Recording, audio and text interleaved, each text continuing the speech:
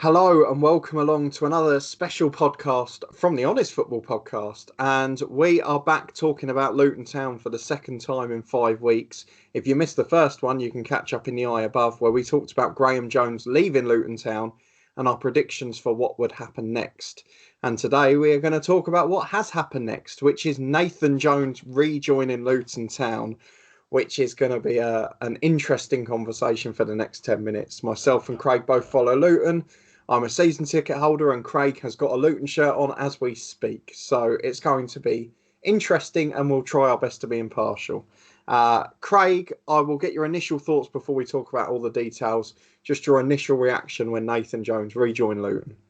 Well, when we spoke about it last time on the previous video, it wouldn't surprise me. And funny enough, it actually did surprise me because we just didn't see it coming. I know you predicted it right, which is... well done you. You would have won some money if you were a gambler, but obviously you're not. But no, it's when you look back on it and how Gary Sweet has explained it all, it actually makes sense for Nathan Jones to return to Luton Town. I couldn't disagree with any of that. As you rightly said, it is what I thought would happen 5 weeks ago when Graeme Jones left the club. I guess the thing that it makes a bit more confusing for me is the one that I mentioned in the last podcast was Idiaka's leaving out of the four last time, because he was obviously there with Nathan Jones last time, albeit in a less senior role. So that was probably the one bit I can't quite get my head around, unless it is just money, like they said. But the main thing we have to talk about, obviously, is Nathan Jones rejoining, Mick Harford being the assistant for the rest of this season, and then I presume that will change whenever next season starts. What are your emotions as a Luton fan on Nathan Jones rejoining personally? Because obviously pretty much every Luton fan reacted differently, as you can see in the responses to the official tweet club statement. What were your thoughts on a personal level of Nathan Jones rejoining? To be honest, I was obviously everyone's a bit sceptical. I was like, okay, fine, okay. As long as he apologises for the not for leaving, because people move on, managers move on. It happens in football. That's the way of life. It's the way it happened, isn't it? Yeah, it's obviously it's more of the manager of the month photo in this Stoke top, and I watched this press conference on Luton's website, and it pretty much explained what actually happened that day. I'm fine with it. That's in the past now. Let's move on. And yeah, he's back. Obviously, he's lucky in a way because he's got no fans around. Yes. Which it's actually a smart move, yes, to be honest. So he can't obviously beat his chest and obviously go wild into the crowd, and which is fine. Obviously, when you've had someone like Nathan Jones before, obviously with the crowd, and then Graeme Jones take over, who was completely, utterly dull. Well, he was the opposite, wasn't he? He was a technical, tactical man. He wasn't an emotional man. No, and I think that's where rubbed some Luton fans the wrong way, where we've had that passionate. And we had the same with John Still before as well, didn't we? So yeah, John Still was passionate in a different way. Yeah, John Still was passionate with his words. Yeah. Like unique quotes like "control the controllables" and "never too high, never too low." So we've had three different types of managers of how they are emotionally. Yeah. I think some people might have had the best out of it from Nathan Jones, but then once Nathan Jones left, people were like, "Oh no, it was all fake, all that stuff." Yeah. And then you can't really complain when Graeme Jones doesn't do anything. Like, well, where's the passion and that stuff? But yeah, he's got no fans, which is good. They've got the next 9 games, so that he can easily just concentrate on the team, concentrate on the football, and don't worry about the fans all around him. Because obviously Kenilworth Road, if you've never been to Kenilworth Road before, is very enclosed football stadium, and he just has to get on with it and obviously get the results in, because obviously Luton's 6 points behind, 4th and bottom in the Championship.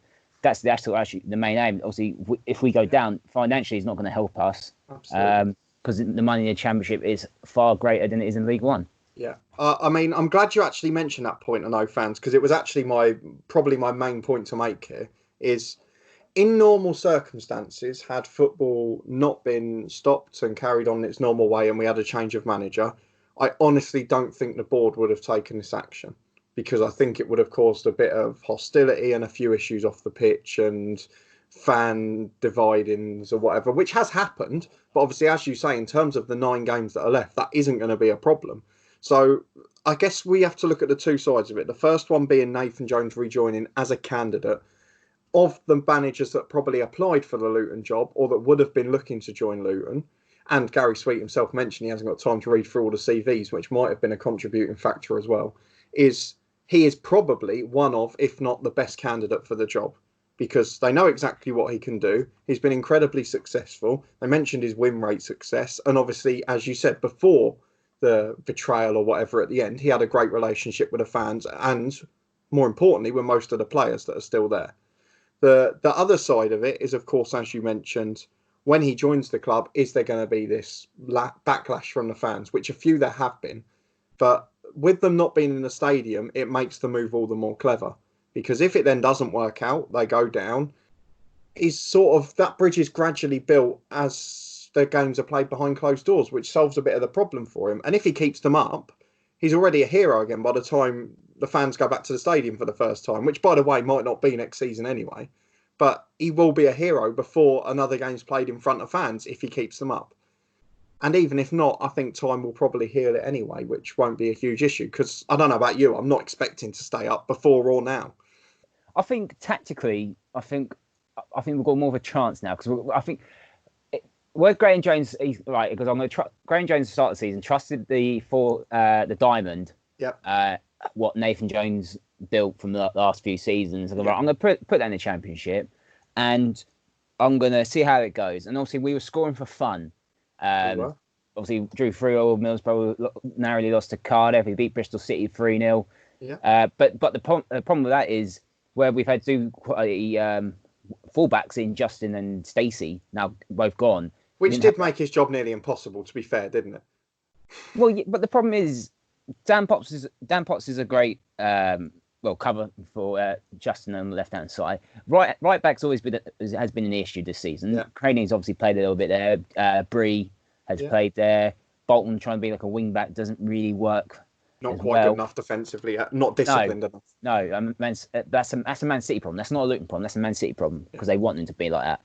And then you had the odd game where Matty Pearson's played right back, but obviously Matty Pearson's not going to be the marauding wing back compared to Jack Stacey. So but the problem was we were conceding loads of goals.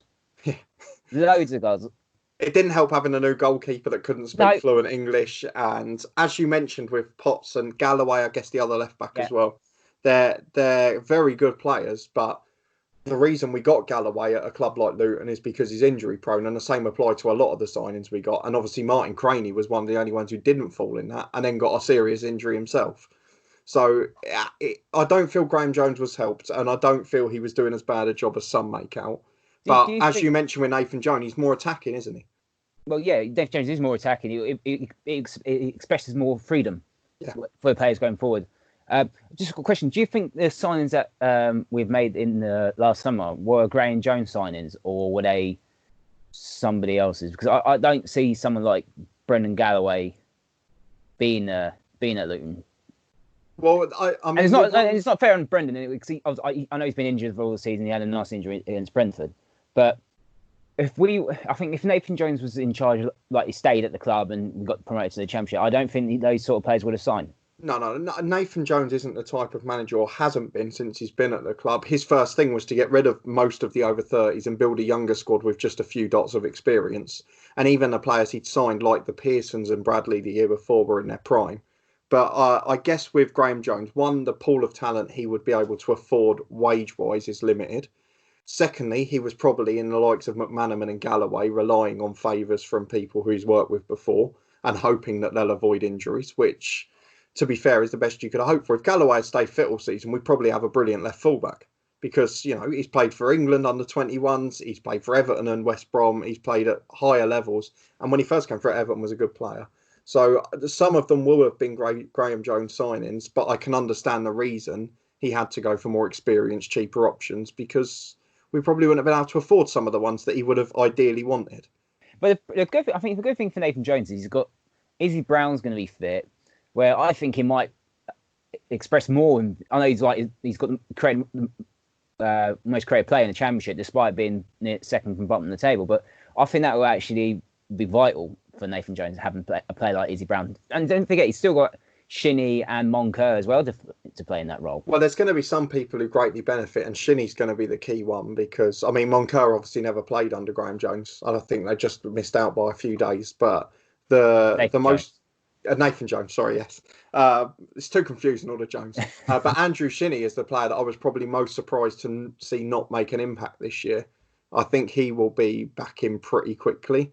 And unfortunately, the players like the Tunnicliffes and that, who are the hard workers, the grafters in a defensive tactic, are the ones that might lose out a bit under Nathan Jones. Yeah, because he'll want to trust the old players that he's known for so many years, and he'll know they know what he wants as well. Yeah, and I think that makes it easier. I think what's the word? It's not pressure because obviously they're not trying to press new manager, but obviously 90% of the squad know who he is, so it should hopefully click straight back into the place of how he wants them to play football. And I mean, if he's fit again, Kazenga Lualua will be starting up front very quickly, which I don't think is a bad thing. I know he can't finish, but I think that will be beneficial.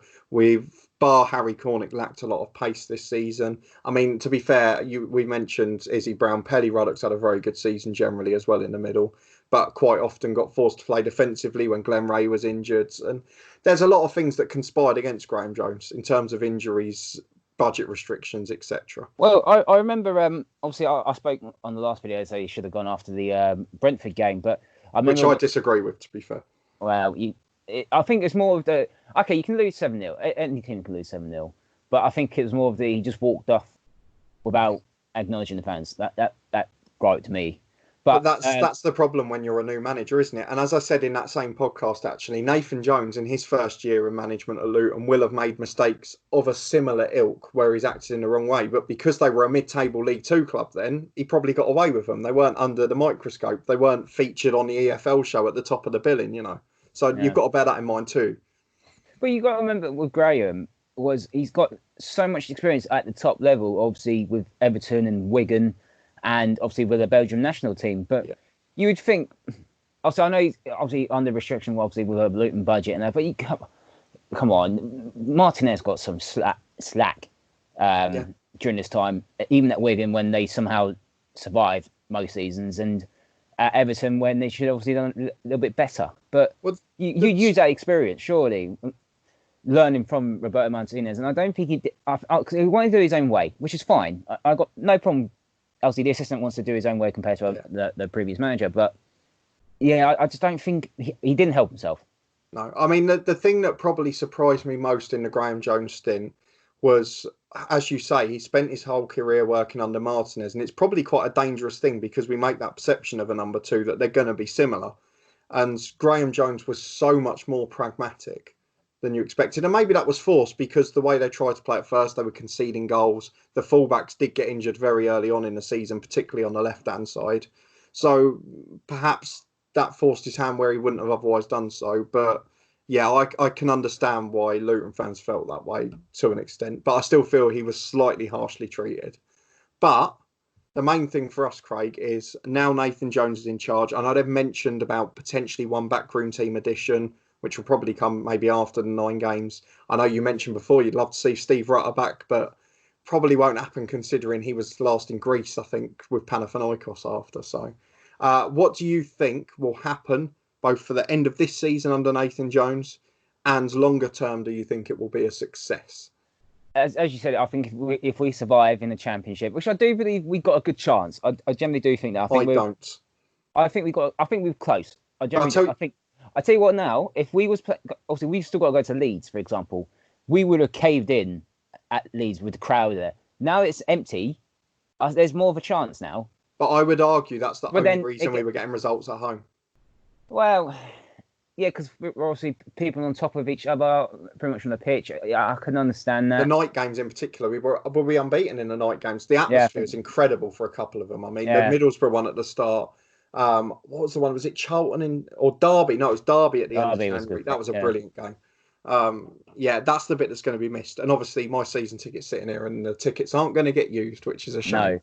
No, but and I still haven't had my refund from Leeds, and I moaned about that last time. Come on, Leeds. I think I don't even know what Leeds are doing. I don't keep up with every other team in the Championship, but obviously with their finances. But obviously they'll be well. Actually, to be fair, it depends on every championship club. Obviously, with the financial fair play and obviously people sitting there, owners selling the ground to make the club be a profit. Who knows? Obviously, we don't know if Derby and Sheffield Wednesday could get done still. So Birmingham were involved in investigations again. Barnsley, I think Barnsley if Barnsley go down, I think they're going to appeal if obviously Derby and Sheffield Wednesday don't get a point deduction. Which is going to cause problems across the pyramid. And as you actually say, the finances again depend on what's going to happen with TV rights for championship games. If there's no games in the stadium, they're going to have to find a way of getting every game on TV. Are they going to find a way they don't clash with Premier League games? Who knows? There's so many questions to answer there. But I think because obviously the Premier League already set out their time, the kickoff time. So I think they'll just stick to 3 o'clock on a Saturday. To be honest, let's hope so. It should, to be honest. Let's go to the main thing, Craig. Longer term, Nathan Jones. Will it be a success? I think it will, to be honest. I think it'll just go back to like normal. Even if we were playing in League One next season, I think obviously he'll get his own backroom staff back in. I think he'll get Gomez or Rutter back in.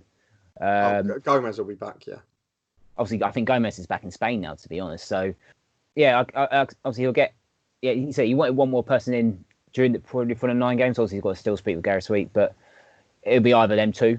It's quite obvious. Yeah. He won't get Paul Hart. Paul Hart won't make the travel. There's no point, and obviously for his health's sake, obviously there's no point. But yeah, I think we'll, if we're in League One next season, I think we'll be in contention again for promotion. I really do.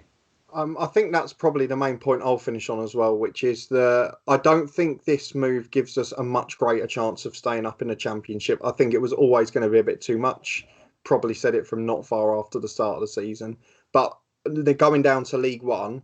I was a bit worried of what would happen if Graeme Jones was still there, because the lads would then have to adapt back to being favourites and to playing a more attacking brand of football. Whereas I think that transition will now happen in the last 9 games. And hopefully, if the signs of football are positive, or at least we're on the front foot, then the fans will come back to the stadium eventually, in whatever capacity that is, behind Nathan Jones and behind the team again. And if that is in League One, as you say, it gives us a better chance of being in contention. Luton have had famous relegation survival, so this could potentially be another one. Let's hope so. It's the perfect note to end on, and thank you to Craig for not using the term seeds of survival, which I do greatly appreciate, and regular viewers will understand. No. If you did enjoy this episode, please do put a thumbs up on the video. It does make such a difference. Make sure you check out the last one about Graeme Jones as well. And if you're a Luton fan feeling a bit down about Nathan Jones joining, you can see our Watford Tranmere vlog in the eye above, which will cheer you up no end seeing Watford struggling that day.